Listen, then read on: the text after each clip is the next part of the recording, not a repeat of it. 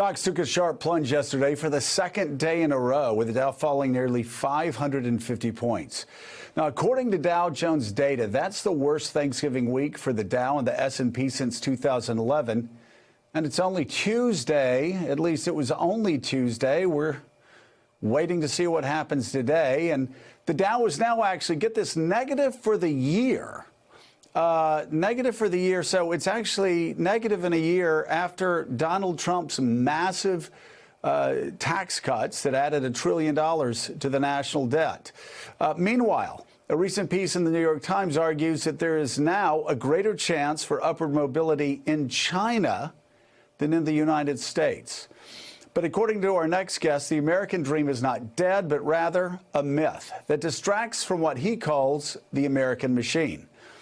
It's a theme of his new memoir entitled There Will Be No Miracles Here, just in time for happy holiday reading. Let's bring in author Casey Gerald. He joins us now. Also with us for the conversation is author and NBC News political analyst Anand Giridharadas. Anand, you would think after all this time I would actually not stumble over your name, but there it is. So, Casey, let me ask you about the American dream. You say it's not dead, it never existed. Explain. Well, I wouldn't say it never existed. I think the American dream is very much alive and real, Joe, and everybody from the New York Times to George W. Bush agrees that I'm the embodiment of it, and that's actually quite sad, you know?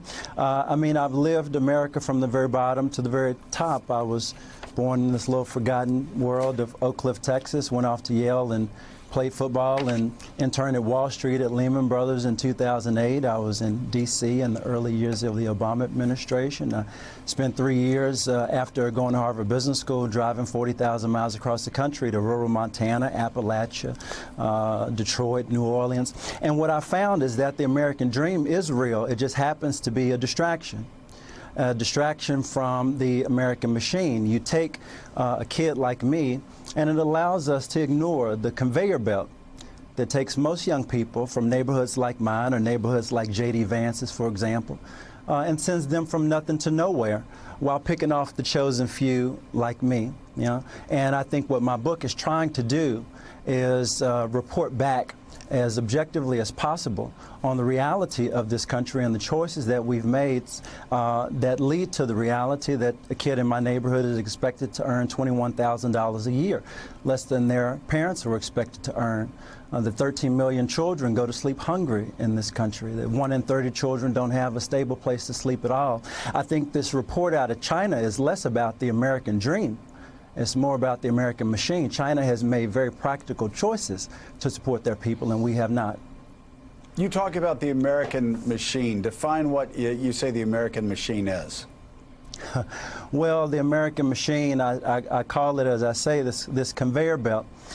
If you say we're going to strip funding for schools, if you say we're going to have, you take something like my high school, there were more visits from drug-sniffing dogs in my high school than there were visits from SAT tutors. That says a lot.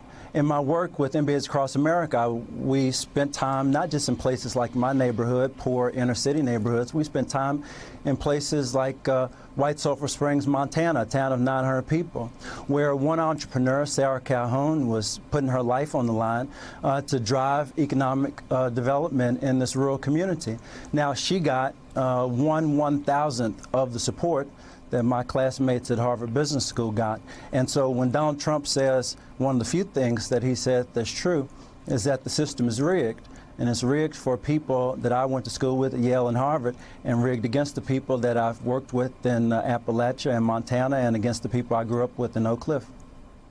Annan's with us and has a question. Annan. I think, Casey, what's so powerful about your book, and I really commend it to everyone watching today, is that so many of the arguments we are having in this country are really arguments about the American dream in disguise. The question of Amazon and cities, the question of Facebook compromising our democracy, the question of Donald Trump and the fake nostalgia he is selling, and so many other economic, political, social arguments we're having are about this American dream. And I wonder if you could just give us a sense of what you have been able to see, because you have lived more corners of it than so many of us. I often describe you to people as Forrest Gump if Forrest Gump was blacker, better looking, and better at football. Can you talk about your kind of dipping into many of these worlds that Americans don't simultaneously exist in, from the evangelical world to, you know, college football to the Wall Street to, you know, mental health issues that you've dealt with in your family? You've lived so much. What has it allowed you to see that you think many people don't? Yeah, you know, Anand, I love when you say that I'm like Forrest Gump if he was black, queer, Texan. And that's great for a book, not always great for a life, which, you know, I hate they didn't have any makeup here to make me look a little less haggard after this journey. But, you know, it's important that this book says memoir on the cover, but my agent sent it to a Brit, an old Royal Victorian actor, and he read it and he said, when I read your book, I didn't feel like I was reading a memoir. I felt like I was reading a history of America. What I've tried to do with this book of recounting my time at Lehman Brothers, recounting my time in Washington, recounting my journey, recounting my grandfather's journey from slavery in Texas, recounting all of these things, even the dinner I had with George Bush a few years ago, recounting them somewhat clinically, is getting to the work that we're doing in this moment, in this country. So many people ask me, well, Casey, where do we go from here? And I say that the question is not where do we go from here, the question is where is here? There's not a GPS system in the world that can lead you to a destination without knowing your current location. And if this book works, it is that kind of location work of where we are and how we got here as a country. Hey, Casey, it's John Heilman here. I just want to ask you a question that that plays off the last thing you were just saying and tries to ground our conversation a little bit in practical politics. You know, I've heard you say that you think the future for progressive politics looks more like democratic socialism than it does like kind of the neoliberalism that's kind of dominated the Democratic Party for the last, well, pretty much our lifetimes. You look at Stacey Abrams, you look at Andrew Gillum, you look at Beto O'Rourke, three unabashedly progressive candidates who got a lot of attention in the 2018 midterms. All three lost. Do you, for people who on the left who invested a lot of hope in those candidates, what lessons do you think they should take from seeing those candidates who embraced that kind of vision, ran in that unabashed way, seeing them all lose? Is there a hope to be found in that, or is that a kind of a cautionary tale that maybe that future that looks more like democratic socialism that you've been talking about may be a little further off than some people hope? Well, whether it's farther off or not, John, it's coming.